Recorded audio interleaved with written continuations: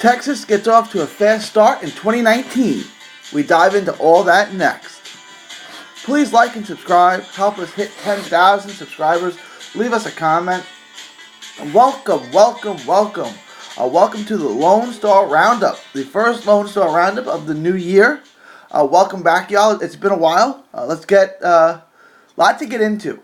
Lot of boxing upcoming in the Lone Star State. Looks like it's going to be another busy, hectic year for the Texas boxing scene. On the first major boxing card of this year, which was last Sunday, Velasco's own Brandon Figueroa put on a dominating performance, absolutely destroying Moses Chucky Flores in just 3 rounds, breaking him down to the body and then finishing him off. This was really a breakthrough. I don't want to call it a breakthrough performance, but it was an eye-catching performance for Figueroa. He's just 22 years old now. He's already headlining cards and co-main in cards. The future is super bright for this kid. 122-pounder.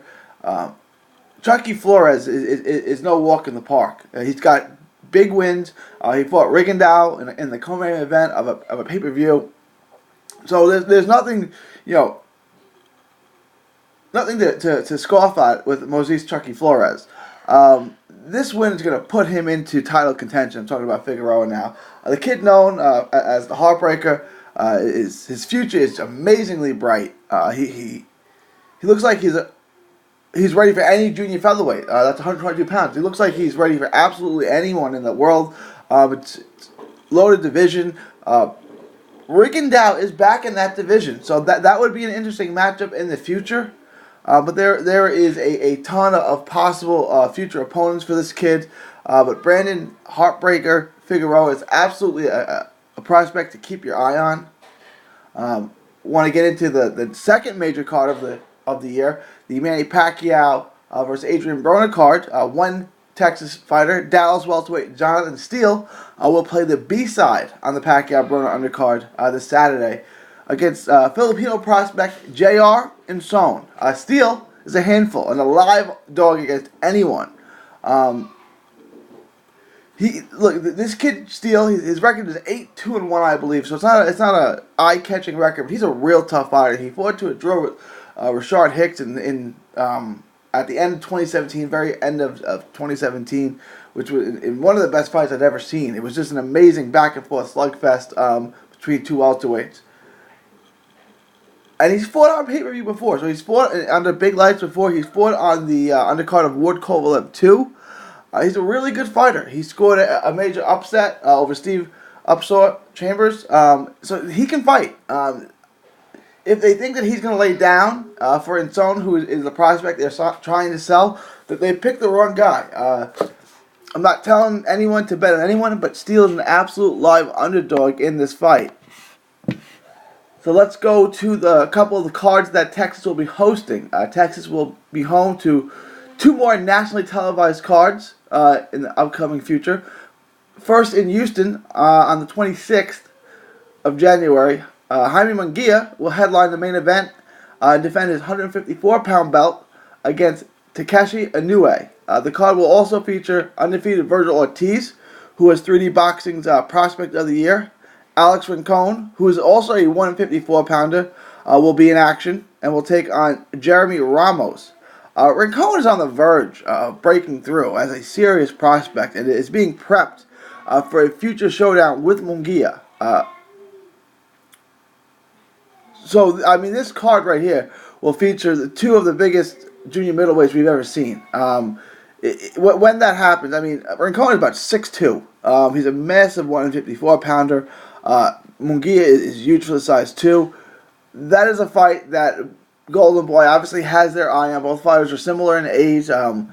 Obviously, Munguia has progressed a little more. He turned pro really young. But Rincon has a ferocious body attack.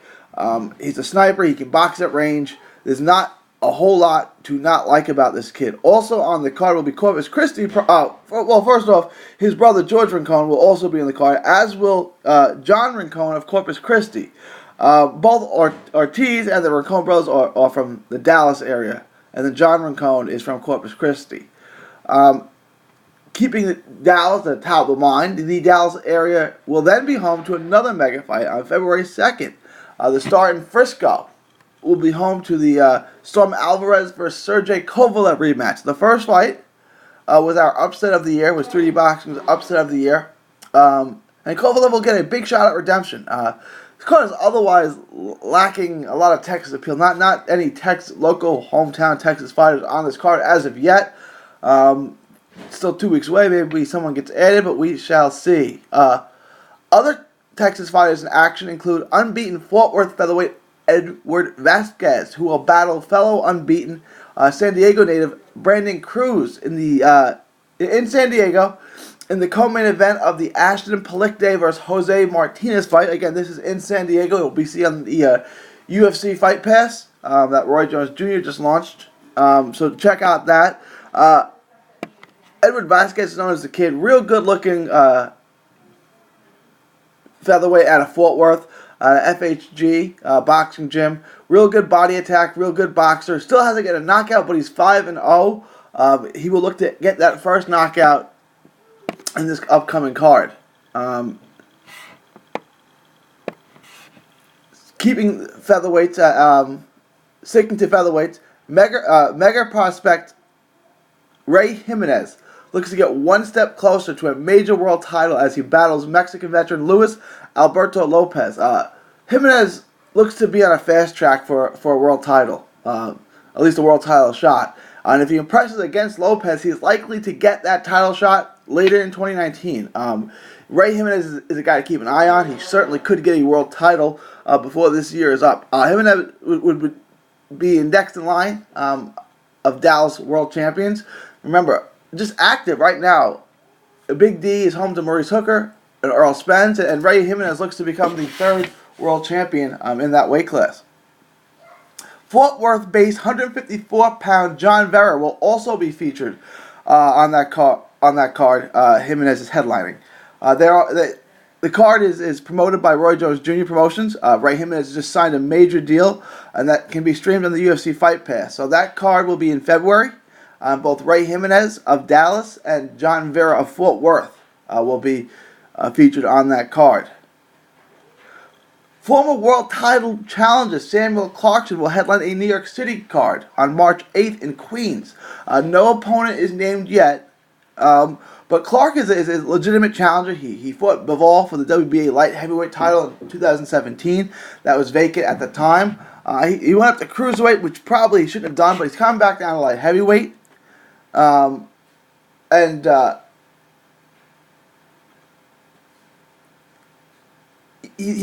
He can make a move there. He can make a move at light heavyweight.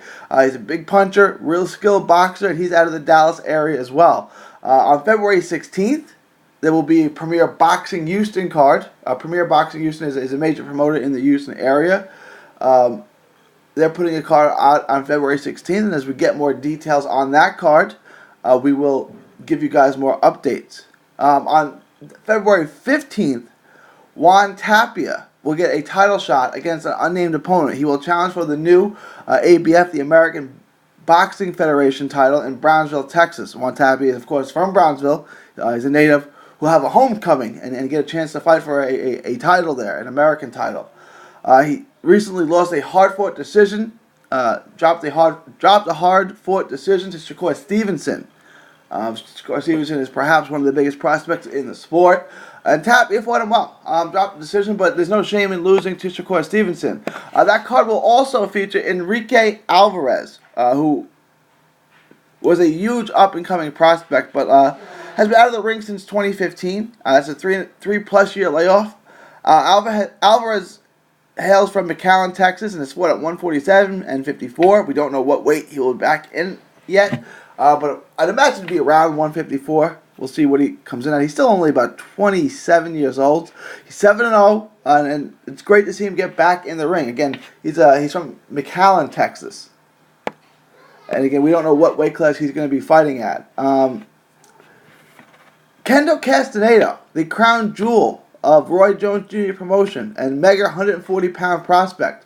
The kid known as Kendo Tremendo is back.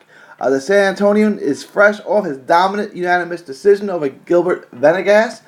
and will be back at the Scottish Rite, the same venue in San Antonio where he defeated Gilbert Venegas back on December 1st. This card will be held on March 28th, like I said, at the Scottish Rite, and he will battle Uday Bernardo, a name you may be familiar with. He's a veteran, decent fighter. It will be the first defense of Castenada's WBA North American title, 140-pound belt. A win here will propel Castenada, who's already ranked by the WBA, much closer to a world title shot. The current belt holder, the current WBA 140-pound belt holder is Kyle Relic.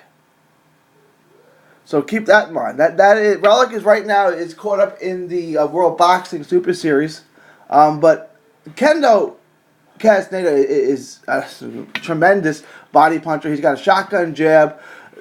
Historically, if you go back and watch early on, he was defensively flawed, but he's training with Jesse James Leija. Leija seems to be shoring up his defense. He was a lot less hittable, a lot more precise in his punching. Offensively, the kid's complete, and it's just now getting him a little bit more defensively responsible, a little bit more footwork, but he's close, and the power and the body attack and the offensive approach it's all there. Kendo Tremendo could definitely be a world champion in the next year or two. That card in the Scottish Rite will also feature a full lineup of San Antonio-based fighters, including American Boxing Federation champ Luey Villereal, as well as 18-year-old featherweight Richard Medina. Now that is a kid to keep your eye on. He's only had a handful of fights, but watch out for this featherweight named Richard Medina, also of San Antonio, as well as 168-pound fan favorite, Dogberto Neveras, undefeated prospect, really tall for the size. He's well over 6 feet tall, has a nice movement, moves really well, throws crisp, clean combinations, Dogberto Neveras. So keep an eye on him. Him and Medina and Villereal will all be on Castenada's undercard. And this again is at the Scottish Rite. It's promoted by Roy Jones Jr. Promotion, which is, Kendo's really come on. He really is the prize jewel of Roy Jones Jr.'s promotion. Just really, really good looking 140-pound prospect. And according to Jesse James Leija, he can stay at that weight for a while. One of my favorite fighters, Kurtiss Colvin, Mr. Uwe, will come back after his surprise loss to Eddie the Hunter Ortiz back in December in Houston. No name is announced yet, but I've spoken to Kurtiss about this, and he's said that Raul Cazares has been rumored. The two fought back in January, and Colvin scored an impressive first-round stoppage. Cazares is of Edinburgh, Texas, so it would be a Texas versus Texas match. And Colvin is from Austin. The bout will headline a card in Austin, Texas. The exact venue has not been named yet, but that will be in March. March 22nd, I believe. So this is a big card. Colvin was an all-world prospect. He had some legal troubles. He was away from the sport. He dropped one of the most bogus decisions you'd ever seen against Aaron Pryor Jr., son of Aaron Pryor, in Cincinnati, a fight he clearly won that they took away from him. It drove away from the sport for a while. But I spoke to him leading up to and after his fight in Houston. He seems in good spirit. He has a life outside of boxing. He's got a lot going on, but he still seems really dedicated to boxing. He's only 32. I mean, he is 32, but he's only 32, so he's not old, but he's not young either. It's just a tremendously skilled athlete. I talked to Eddie Ortiz after Ortiz picked up the decision victory over him back just a month ago, and Ortiz was saying his power is there. He's a big puncher for a middleweight. He's about 6'1", so he's got good size, good range for the division. Really, really athletic fighter with good power. He's dangerous. Hopefully he gets back on track and we see the best of him again. But let me know what you guys think. If there's anything else you guys want to report, let me know what you guys in the Lone Star State are seeing. If there's anything I forgot, please feel free to let me know. For the Lone Star Roundup, this is 3D Boxing signing off, saying thank you and God bless. Enjoy 3D Boxing vlog videos? Show us some love by clicking the like button. Don't miss a tweet, post, story, or video. 3dboxingvlog.com is also on Facebook, Twitter, and Instagram. Hit the subscribe button now to stay inside the ring.